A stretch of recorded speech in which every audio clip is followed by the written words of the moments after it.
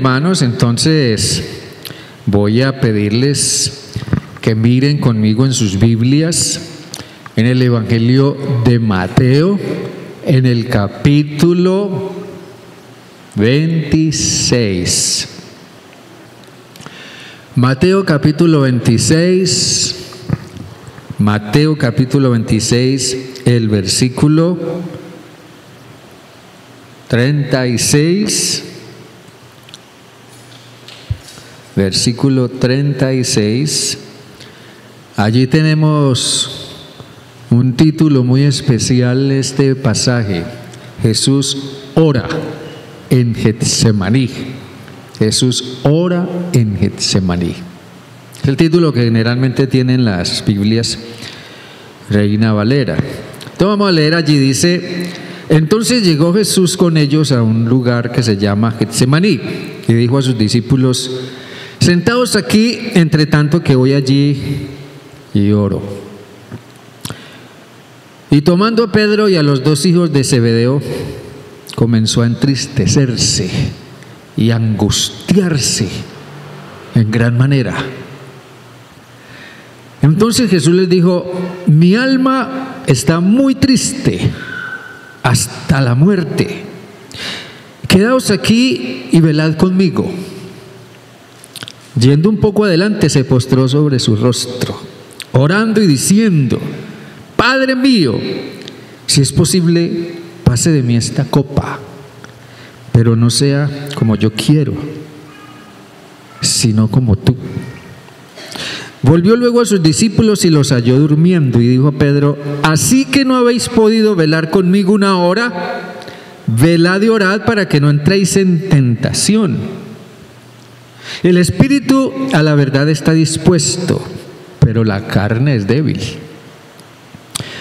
Otra vez fue y oró por segunda vez diciendo: Padre mío, si no puede pasar de mí esta copa sin que yo la beba, hágase tu voluntad. Volvió otra vez y los halló durmiendo, porque los ojos de ellos estaban cargados de sueño.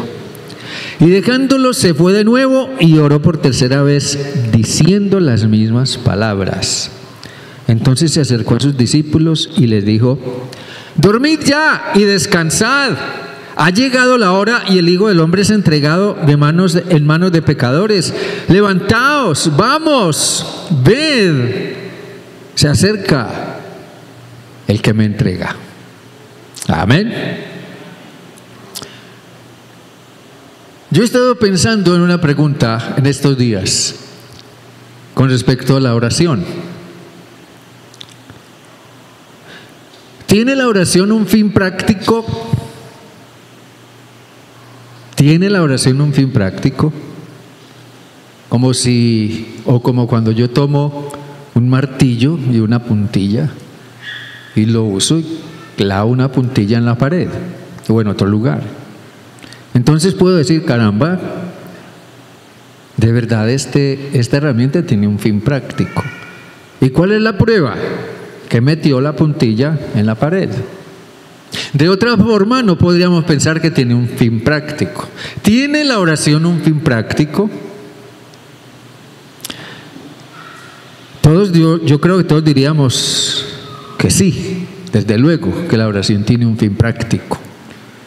Pero dentro de esa perspectiva también me preguntaba, o cabe preguntarnos: ¿es la oración un solucionador de problemas o es un medio formativo? ¿Es la oración un solucionador de problemas o un medio formativo? Nosotros tenemos la tendencia a usar la oración para solucionar problemas. Los problemas del país, los problemas de la iglesia, los problemas de la familia, mis propios problemas personales. Y yo creo que eso está bien. Pero la pregunta sigue: ¿es la oración un solucionador de problemas? Mucha gente nos llaman a veces, nos ponen ahí en el WhatsApp: por favor, oren por mí porque tengo tal problema, tengo un problema en mi familia, está pasando esto y esto, oren por mí, oren. Siempre estamos encontrándonos con peticiones de oración enfocadas en solucionar problemas. ¿O es un medio formativo? Un medio que forma. Yo quiero hablarles esta mañana de la oración. Yo quiero hablarles de que la oración nos forma. Pero el punto es que nosotros seamos conscientes y estemos dispuestos a dejar que la oración nos forme, o que Dios nos forme a través de la oración. Yo creo que la mayoría de nosotros conocemos la historia de Pablo, una historia que yo llamo inconclusa, una historia inconclusa en la que Pablo dice, por causa de las revelaciones que Dios me dio, toda esa revelación privilegiada que Dios me dio, entonces Dios permitió también que me fuera dado un aguijón en la carne, para que yo no me enorgulleciera ni me engrandeciera demasiado. Me fue dado un aguijón en la carne.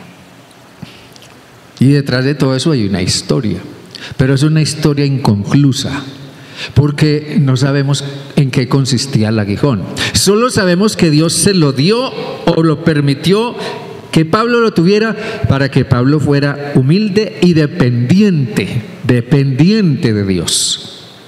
Pero Pablo dijo, yo voy a orar por esto. Yo no me aguanto esto. El término aguijón significa algo que es insoportable, algo que es incómodo, algo que nos causa vergüenza, algo que nos acongoja, nos atormenta o nos hace sentir culpables por algo. Y Pablo dijo, no, yo voy a orar por esto. Y Pablo se puso a orar. Oró una vez, oró una segunda vez, oró 3 veces.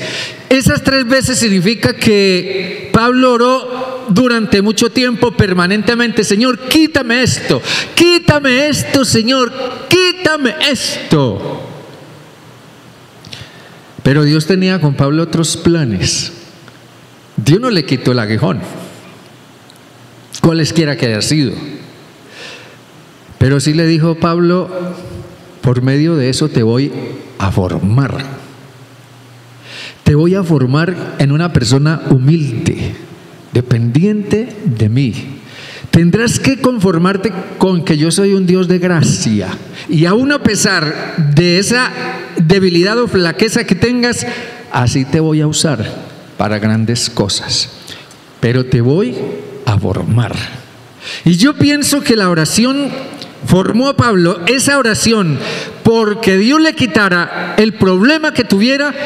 Esa oración lo formó, porque Pablo al final termina diciendo, por tanto, me gloriaré en mis debilidades y en mis flaquezas, para que repose sobre mí el poder de Cristo.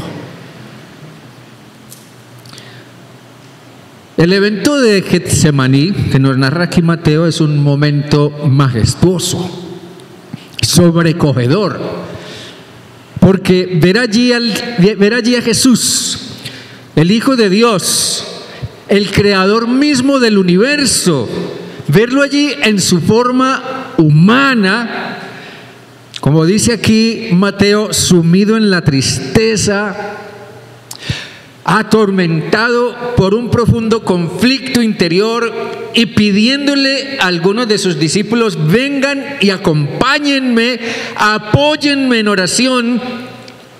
Eso en realidad es impresionante. Jesús siempre demostró la importancia y la necesidad de orar, y así lo hizo.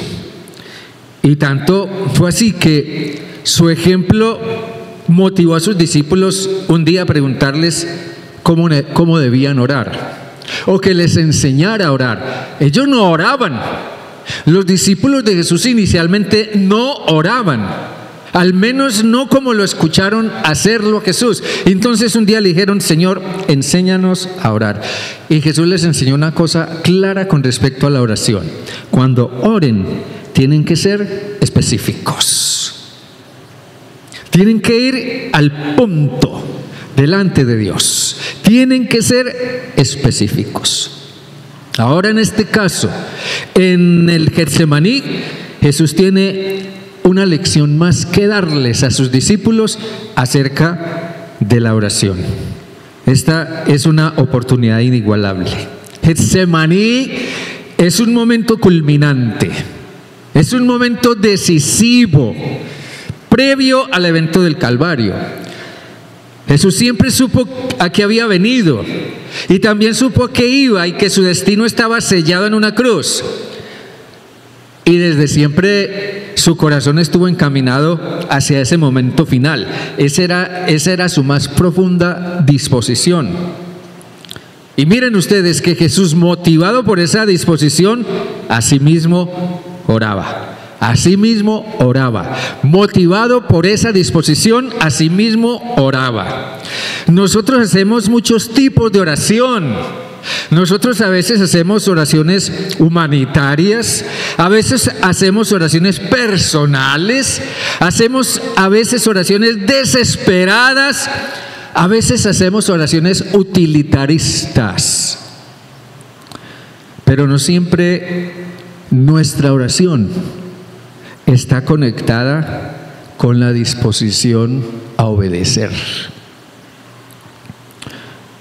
Generalmente al orar, lo primero que necesitamos vencer es nuestra indisposición, porque allí es donde radica el mayor inconveniente para que nosotros estemos dispuestos a obedecer. Necesitamos vencer nuestra indisposición.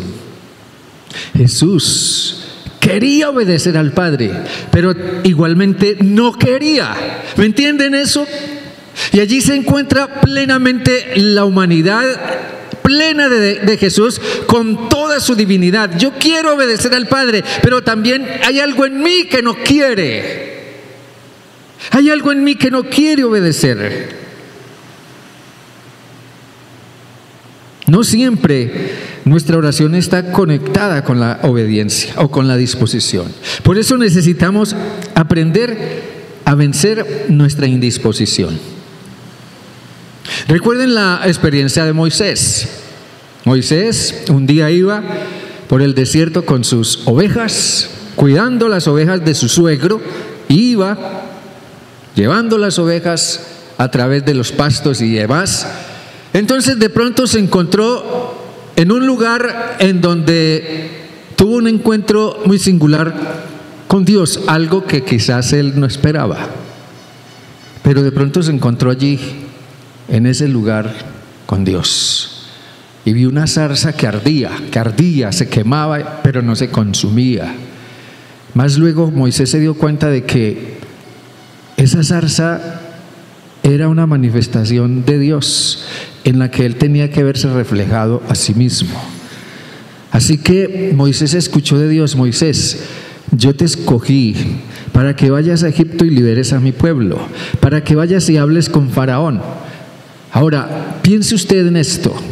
Imaginemos que ese encuentro de Moisés con Dios fue un tiempo de oración. Imaginemos que fue un tiempo de oración, porque en ese encuentro de Moisés con Dios se suscitó un diálogo. Dios le hablaba, Moisés le respondía. Cuando nosotros oramos, nosotros le hablamos a Dios, pero no siempre nosotros le damos tiempo a Dios de que nos hable o nos responda. Entonces Dios le dijo: yo quiero que vayas a Egipto y liberes a mi pueblo. Entonces Moisés lo pensó un momento y dijo: pero Señor, ¿pero quién soy yo? ¿Quién soy yo, Señor, para eso? Y Dios le dijo: es que yo te escogí a ti y yo sé que tú puedes. Pero luego Moisés dijo: pero Señor, y si la gente a donde voy me preguntan quién me envió, ¿yo qué les voy a decir? Y Dios le dijo: diles que yo soy el que soy y que yo te envié. Así que Moisés continuó orando, continuó luchando. La lucha se volvió algo muy grande dentro de él, y después de un momento volvió y preguntó: pero Señor, pero es que si no me reciben, si no me aceptan, si me rechazan. Y después le dijo: Señor, pero es que yo ni siquiera sé hablar en público, ¿yo cómo voy a ir a tratar con Faraón, con una persona de semejante altura? ¿Yo qué voy a decir? Y Dios le dijo, yo pondré las palabras en tu boca y si quieres también te daré a tu hermano Aarón para que te ayude a hablar. Al final la oración de Moisés terminó diciendo, Señor, definitivamente, por favor, no me mandes por allá. Yo no quiero ir, Señor. Manda otro. El texto dice que eso sí le sacó la piedra a Dios. ¿Sí o no? Eso, ese había sido santanderiano. Pero Moisés, solamente cuando al fin Moisés pudo comprender que Dios estaría con él y que le daría toda la ayuda necesaria, fue que Moisés se rindió. Ese fue un momento formativo para Moisés. ¿Ven ustedes?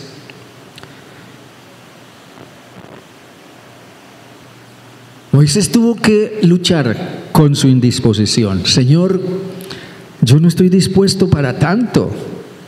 Pero Dios tuvo que tratar con Moisés hasta que estuviera listo. Hermanos, la oración tiene mucho que ver en el trato de Dios con nosotros, en el trato de Dios contigo, conmigo, persona a persona. La oración tiene que ver específicamente con eso. Y en el caso de Jesús y sus discípulos en Getsemaní, estos discípulos sí que necesitaban ser formados para una tarea singular, como Moisés, como Pablo. Por eso, en el ejemplo que Jesús les presenta, o el ejemplo que nosotros vemos hoy en él, es que la oración es un recurso singular que tiene como fin formarnos para la tarea en la que Dios nos quiere usar. Tiene como fin formarnos para la tarea en la que Dios nos quiere usar. Porque que la oración nos forma, nos forma. Que la oración nos transforma, nos transforma. Pero también puede suceder lo contrario, que la oración no nos forme ni nos transforme para nada, porque nosotros no le damos lugar a Dios a hacer su obra formativa en nosotros. La oración nos forma. Miren ustedes esto. Primero, la oración nos forma cuando nace de una profunda determinación. Cuando nace de una profunda determinación. Determinación es tener una profunda y decidida disposición a hacer algo. Hacer algo. Ya lo he determinado. Lo voy a hacer o lo voy a hacer. Tal o cual cosa la voy a hacer. Tengo la determinación. Y ya no he hecho pie atrás para hacer lo que he decidido hacer, cualquier cosa que sea. Eso es determinación. Y tal vez nosotros demasiadas veces hemos tomado en la vida ciertas determinaciones. No, yo voy por aquí y esto es lo que voy a hacer y ya estoy decidido. Así que, hermanos, es cuando conocemos lo que realmente hay en nuestro corazón. Es cuando oramos. Jesús vino a Getsemaní con una profunda determinación. Lucas dice que Jesús en un momento dado, días atrás, le dijo a sus discípulos, volvamos a Jerusalén. Y dice Lucas que Jesús afirmó su rostro para ir a Jerusalén. Y eso significa que Jesús tomó la determinación de ir a Jerusalén a pesar de que él sabía lo que le esperaba allá. Tanto que cuando Pedro vio esa determinación de Jesús le dijo, Señor, pero ¿cómo vas a permitir que vayas y te hagan esto? ¿Cómo vas a permitir que vayas y te hagan daño o que te maten o te crucifiquen? Pedro vio que Jesús tenía una profunda determinación. La oración de Jesús estaba motivada por esa determinación. Y eso significa que Jesús oró por lo que estaba dispuesto a hacer. Y estuvo dispuesto a hacer aquello por lo que estaba orando. Pero esa determinación tenía que abrirse paso porque la lucha con la carne, la lucha con la indisposición natural era absolutamente real. En Getsemaní, la determinación se unió con la oración. No tiene sentido orar si nosotros no tenemos determinación para algo. Porque nuestras oraciones simplemente quedarán en el aire, flotando por ahí. Jesús tenía una determinación y unió esa determinación a su oración.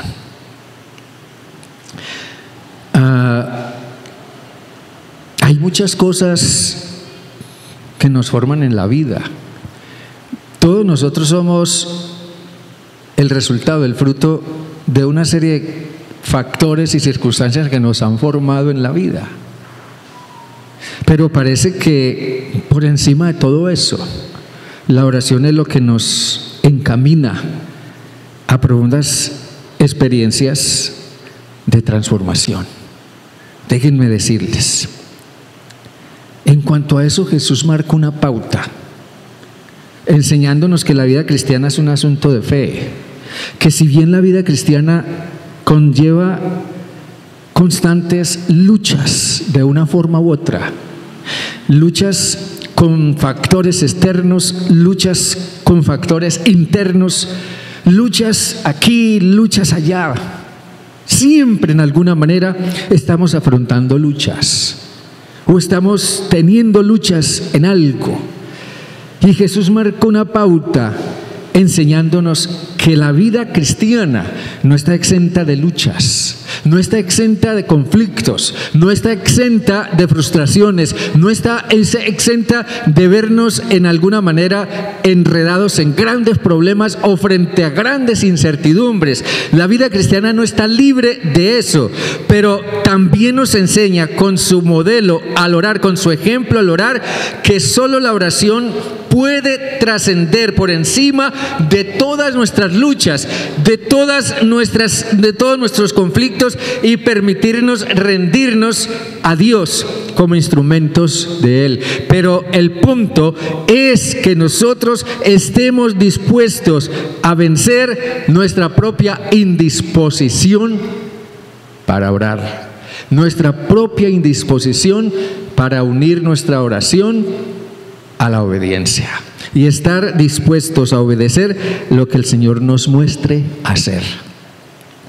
El punto es que podemos pasarnos toda una vida orando por algo sin que realmente tengamos la disposición de comprometernos con aquello por lo que oramos.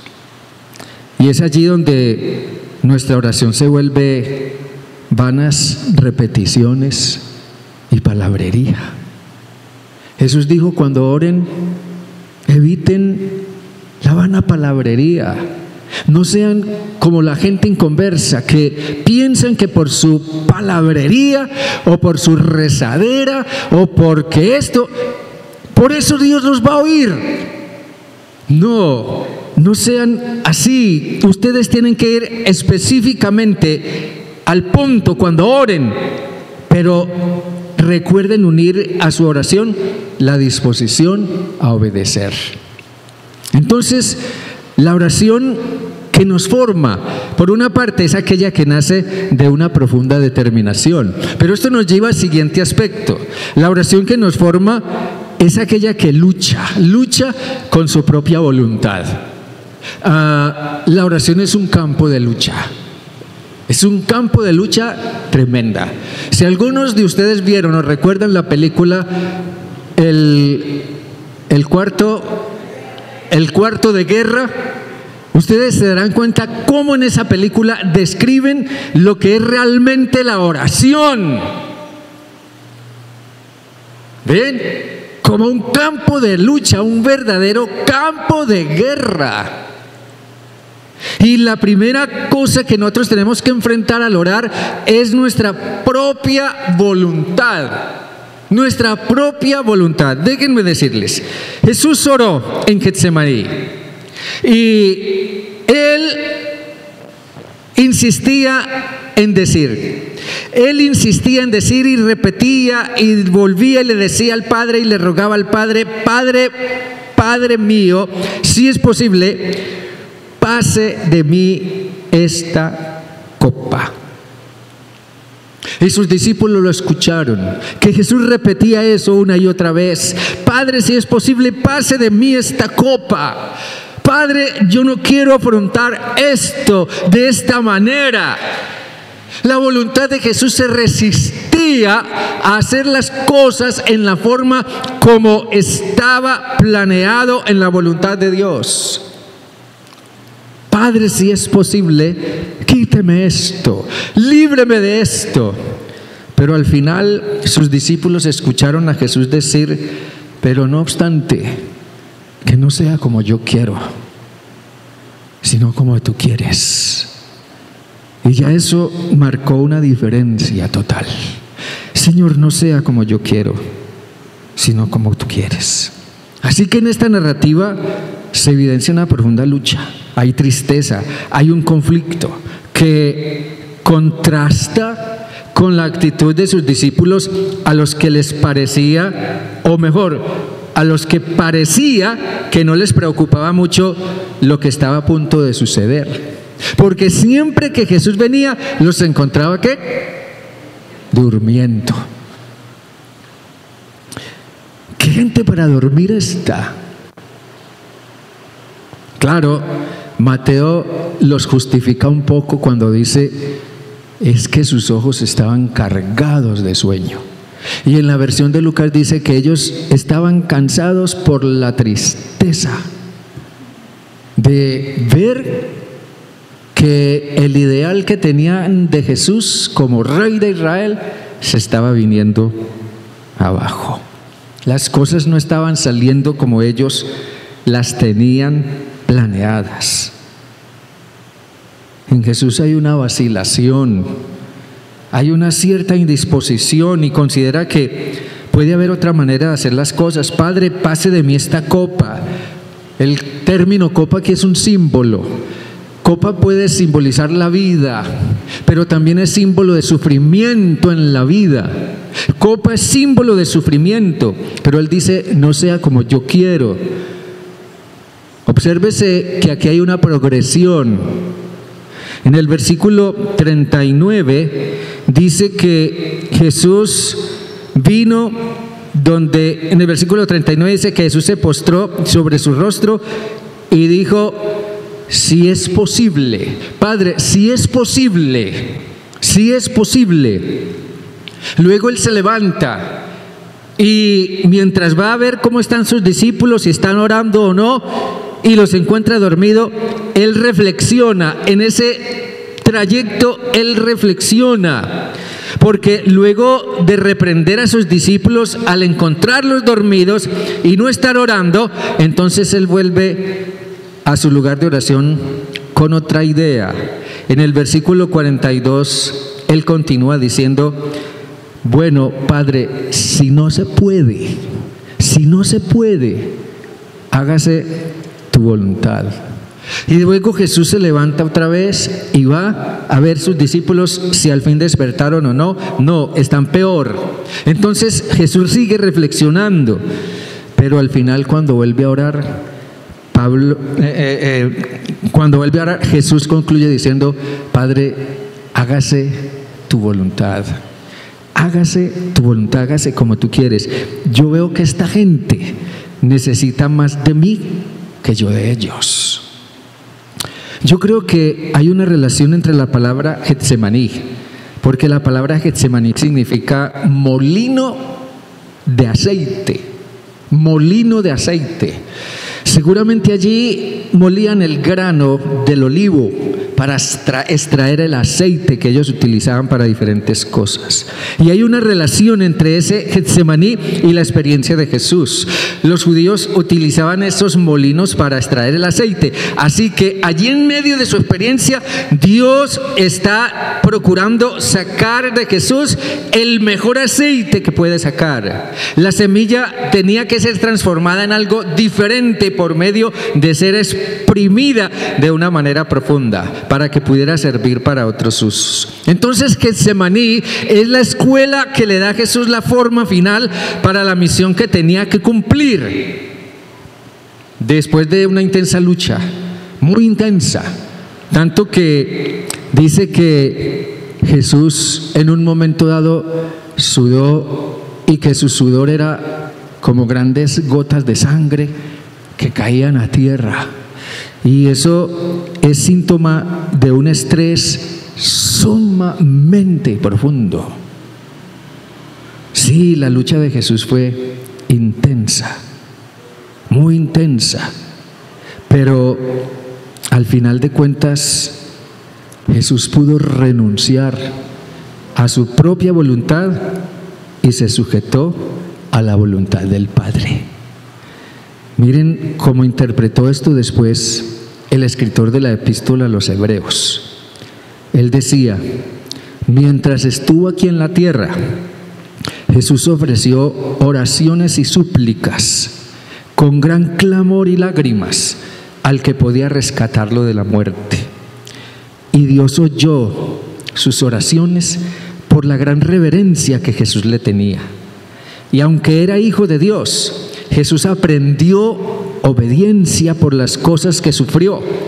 De ese modo, Dios lo hizo apto para ser el sumo sacerdote perfecto, y Jesús llegó a ser la fuente de salvación eterna para todos los que lo obedecen. Y Dios lo designó sumo sacerdote según el orden de Melquisedec. Lo que vemos en este texto, en esta descripción que hace el escritor de Hebreos, es que la lucha que llevó a Jesús a Getsemaní, la disposición que llevó a Jesús a Getsemaní, el compromiso, la determinación que llevó a Jesús a Getsemaní, todo eso que lo llevó a orar hasta que el Señor lo escuchara, hasta que Dios lo escuchara, y hasta que Dios interviniera, y hasta que Dios obrara, y hasta que Dios le respondiera. Todo eso Dios lo usó para formar a Jesús para la tarea de la cruz. Saben, hermanos, déjenme decirles esto más. La oración que nos forma entonces, a la luz de todo esto, es la que al final humildemente se sujeta a la voluntad de Dios. Nosotros, como Moisés, tendemos a tener una disculpa para todo. Todo en alguna forma lo justificamos, o para todo tenemos una explicación. Para todo tenemos una manera de evadirnos. Moisés quiso evadirse por aquí, quiso evadirse por allá, quiso evadirse por este lado, y al final dijo: Dios, no, yo por allá no voy, yo no quiero ir, manda otro. Pero el problema es que cuando Dios nos corretea y nosotros tratamos de sacarle el cuerpo o de evitarlo, siempre llegará un momento en que Dios nos alcanzará. Y entonces tendremos que decidir qué vamos a hacer con lo que Dios nos está mostrando que hagamos. Jesús dijo: Señor, si no se puede, hágase tu voluntad entonces. Jesús había entrado en Getsemaní con una profunda carga. Yo sé que aquí, entre algunos de ustedes, hay grandes cargas. Yo sé que muchos de ustedes llevan grandes cargas, de una forma u otra, por una razón u otra. No sé de muchos de ustedes qué cargas lleven, pero en eso no nos diferenciamos de Jesús. Jesús entró en Getsemaní con una profunda carga, con una lucha profunda, pero agregada a esa carga y a esa lucha había también una determinación. Yo voy a orar por esto.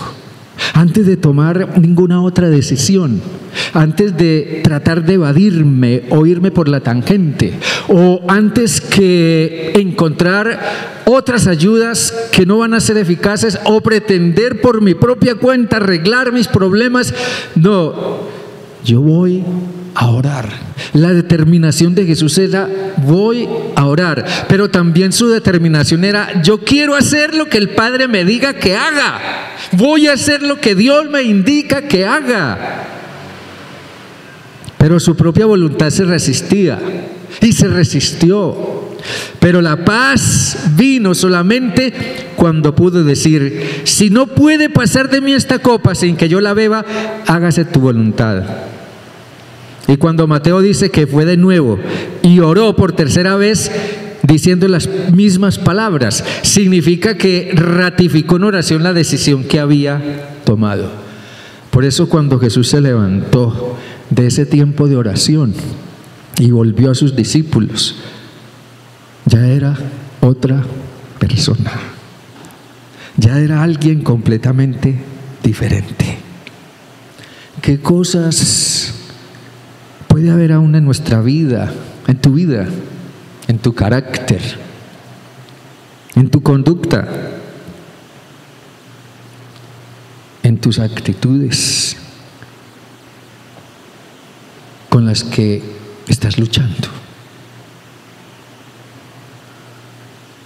o con las que otros seres queridos que viven contigo también luchan?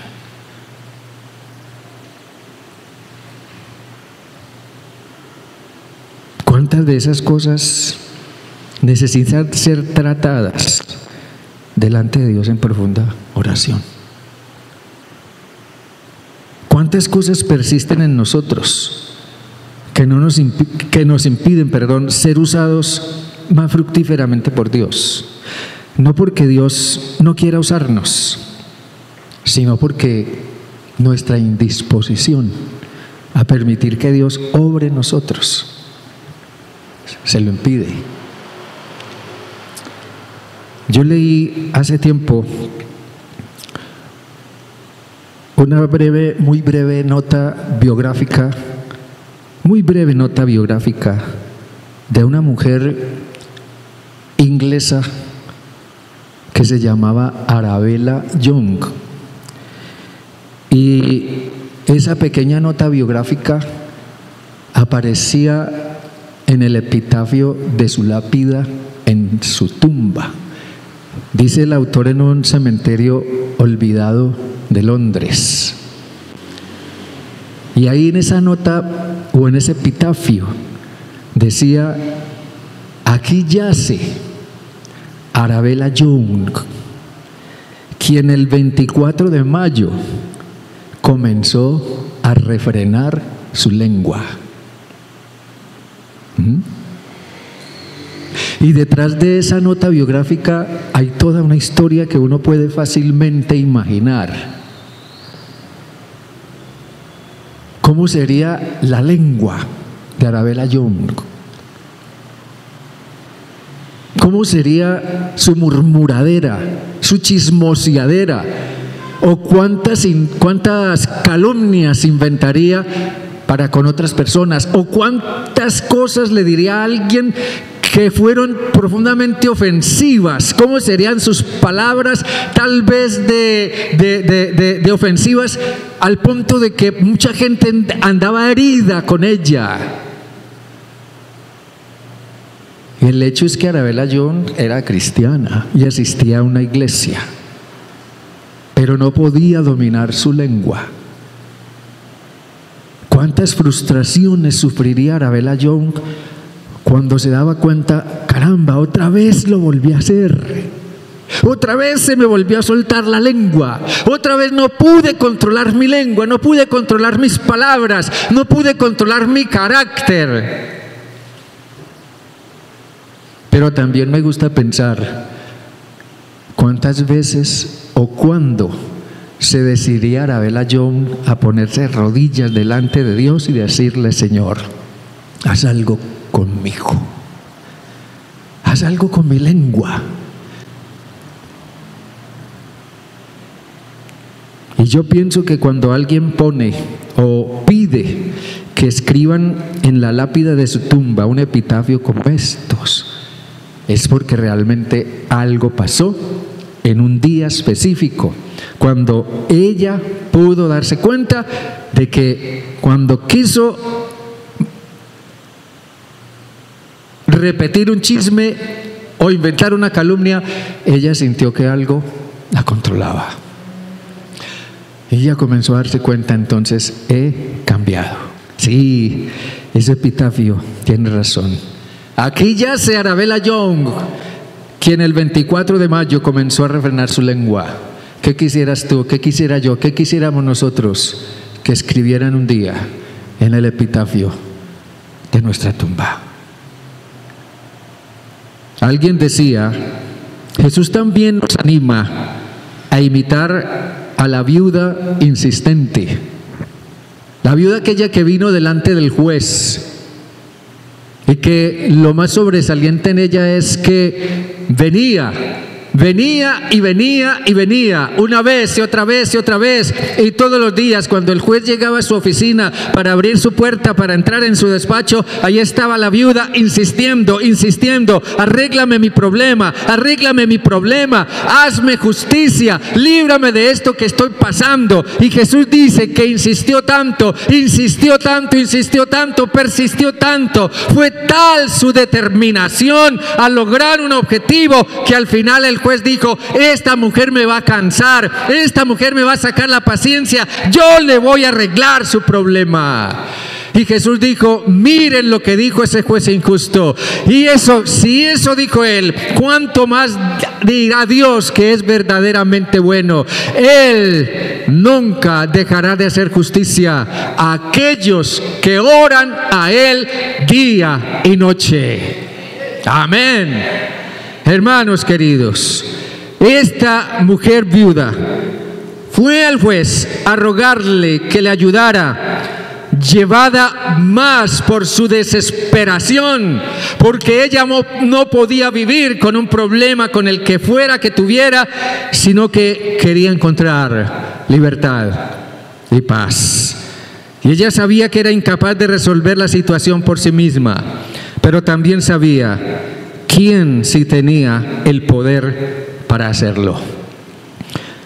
Jesús desea que nos acerquemos a nuestro Padre con ese mismo tipo de dependencia desesperada que nace de conocer el carácter de Dios.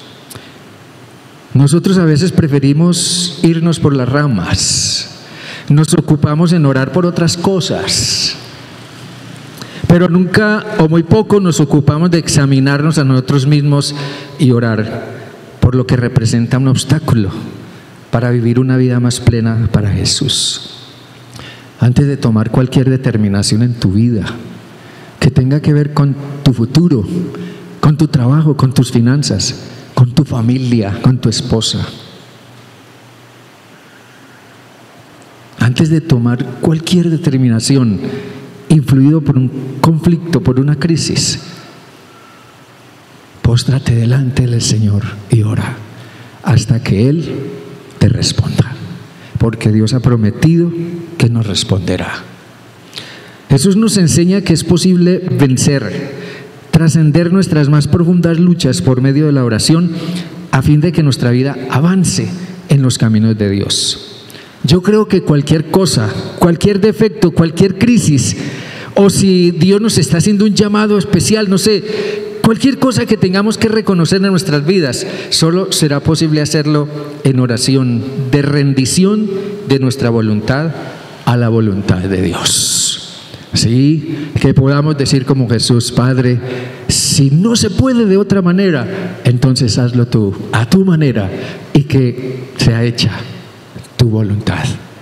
Dios me les bendiga, mis hermanos, grandemente. Amén. Incline su rostro y ore, por favor. Yo no sé cuáles sean sus problemas, sus luchas. De algunos de ustedes quizás sí. Pero no piense que usted puede resolver sus problemas por usted mismo. Pero también piense que Dios puede resolver sus problemas si usted viene a Él humildemente. Señor, aquí estoy. Muéstrame tu voluntad. Ayúdame a rendir mi voluntad. Mi voluntad sea rendida y sujeta a ti. Estoy dispuesto a hacer lo que tú me digas y que sea hecha tu voluntad, Señor.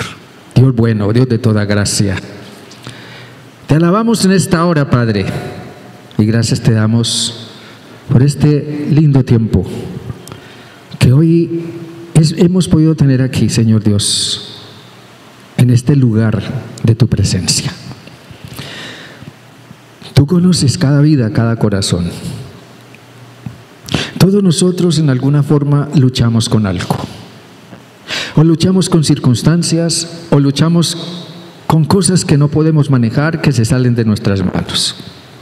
Generalmente el mayor problema somos nosotros mismos. El mayor problema es nuestra propia voluntad. El mayor problema es nuestra propia indisposición. El mayor problema es nuestro propio egoísmo. Señor, ayúdanos a traer eso delante de ti.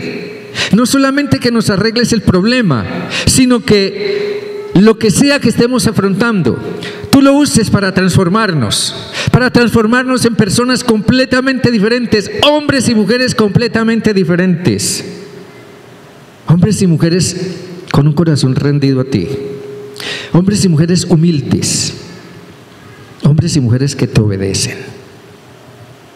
Señor Dios, toma cada carga, toma cada crisis, cada conflicto, ya sea de relación, o ya sea financiero, o de salud, o vocacional, no sé. Señor, toma cada carga con la que estemos luchando. Ayúdanos a rendirla a ti. Que como Pedro aconsejaba, echemos toda nuestra ansiedad sobre ti, sabiendo que tú tienes cuidado de nosotros. Y dejar que seas tú, Señor Dios, quien luche nuestras batallas. Porque sabemos que en Cristo Jesús somos más que vencedores. En su nombre oramos, Padre, hoy y por siempre. Amén y amén. Dios me los bendiga, mis hermanos, grandemente. Dios me los bendiga.